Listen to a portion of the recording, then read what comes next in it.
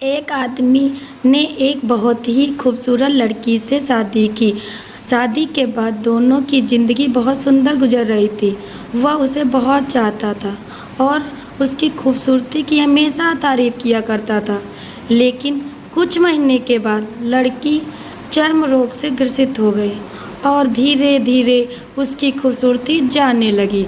खुद को इस तरह देख उसके मन में डर सताने लगा कि यदि वह बदसूरत हो गई तो उसका पति उससे नफरत करने लगेगा। वह उसकी नफरत बर्दाश्त नहीं कर पाएगी। इस बीच एक दिन पति को किसी काम से बाहर जाना पड़ा। वह खत्म कर जब वह घर वापस लौट रहा था तो उसका एक्सीडेंट हो गया। एक्सीडेंट में अपनी दोनों आंखें खो दी। लेकिन इसके बावजूद भी उन दोनों की ज़िंदगी समान तरीके से आगे बढ़ती रही। कुछ समय गुजरता रहा और अपने चर्म रोग के कारण लड़की ने अपनी खूबसूरती पूरी तरह गंवा दी। वह बदसूरत हो गई, लेकिन अंधे पति को इस बारे में कुछ भी नहीं पता था, इसलिए उसका उनके खुशहाल विवाहित जीवन पर कोई प्रभाव नहीं पड़ा। वह उसे उसी तरह प्यार करता रहा। एक दिन उस लड़की की मौत हो गई। अब अकेला हो गया था।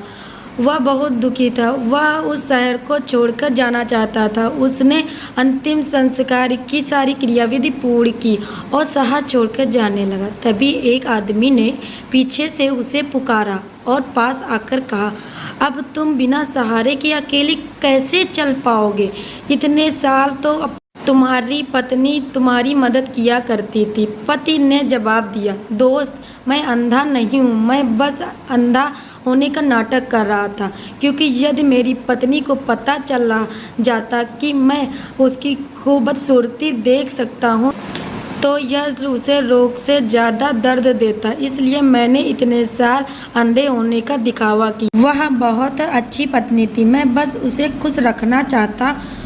हम आप सभी को इस स्टोरी के जरिए ये बताना चाहती हूँ कि खुश रहने के लिए हमें भी एक दूसरे की कमियों के प्रति आंखें बंद कर लेनी चाहिए और उन कमियों को नज़रअंदाज कर देना चाहिए।